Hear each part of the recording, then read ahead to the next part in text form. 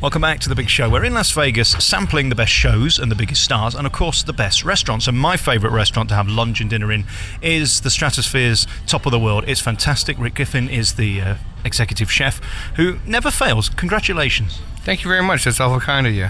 Hey, listen, I love it. I tell you why. Because you get a view every 3 seconds that's different because it's a revolving restaurant. Is it the only one in Vegas that actually moves as you're dining? Yes, that's correct. It takes an hour and 20 minutes to get all the way around the 360 degrees, and we are the only one, I believe, west of the Mississippi, actually. And of course, the thing about it is, you've got the dining experience in Vegas. Good food isn't enough, is it? There's too much competition to just serve a good meal. You've got to offer something more, and you've got a USP here, haven't you? Yeah, you know, it's in this town you have so many competitors and so many up and coming great restaurants. You have to stay on the cutting edge. We change out the menu every 2 to 3 months. We do a new seasonal menu, and we try and utilize ingredients from all over the world, from Vietnam to Paris and all points in between. Just really doing a lot of different fun flavor profiles and presentations, and you want people to leave here saying, wow, the food was incredible, and by the way, did you just check out that view? And also, by the way, there is a revolving restaurant in Seattle as well. Well, we won't worry about that one. Let's talk about this one, because the trouble with you is you always feed me too much, and I always hate wasting it because your food's so lovely, but you're more than generous, because I suppose for you it's your chance to show off, isn't it? You enjoy seeing people enjoying good food. Yeah, I mean, you know, Chef Claude and myself and my other chef, Carlos Vargas, we spent quite a bit of time doing our favorite dishes up here, and so when you've got 35 to 45 of your favorite dishes, it's really hard to choose 2 or 3 for you to taste. So we'd rather you see 5, 6, 7, or 8 of them and just get a quick little nosh off each one and keep it moving so you can see all our stuff. We're doing this currently just about 1 o'clock in the afternoon. Of course, the sun's out. You wouldn't know because it's beautifully air-conditioned. It must be difficult having a restaurant so high up, because we're in the Stratosphere. And for those who don't know, how high are we and how do you get the food up here? I believe it. We're at about 900 feet, and we have there's 4 elevators that come all the way up. They're double-decker elevators, the only ones in the world that are double-decker. And so what we do is we have 2 isolated elevators that will haul the product up and down. But I guarantee you, on a busy day when we have guests trying to get up and down, it gets to be a little challenging, especially when we have banquets going on. Are there any difficulties cooking at this altitude? Does it make any difference to you with the wine, for example? Yeah, it's not so bad here. I mean, I cooked in the Colorado Rocky Mountains for a while, and when you're at 8,000 feet, it's completely different. You're not always cooking with gas, lots of time electricity, and try and get a souffle to rise. It's ridiculous. But up here, it's not too bad. Claude, for you, is this a real thrill to be in a premier restaurant, probably the most famous in Las Vegas, because no matter where you go, you can see it?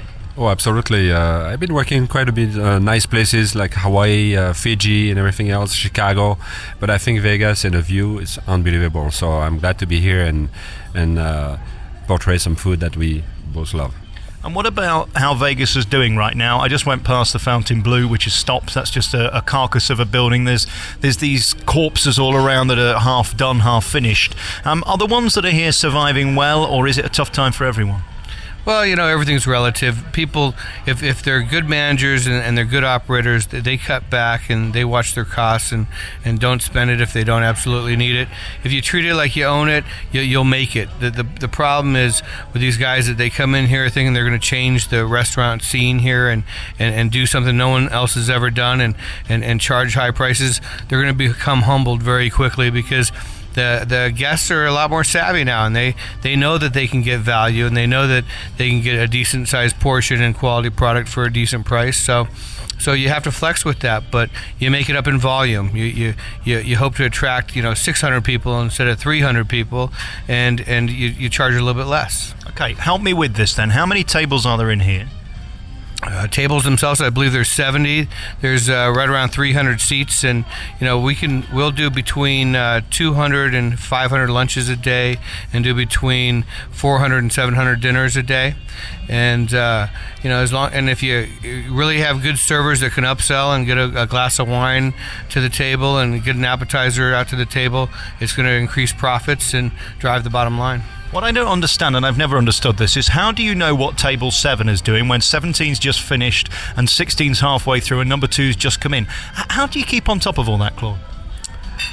Just have some people on the floor and just looking at what's going on. Also have the staff keep an eye on each table. So that's where we get the feedback, and we know what's going on at all time. Also, we watch the computer and see who's coming in and what's going on at any time. So yes, we utilize also technology that help us, manage the restaurant as well. And again, this ain't show business. You're putting in long days. You got here at what time this morning?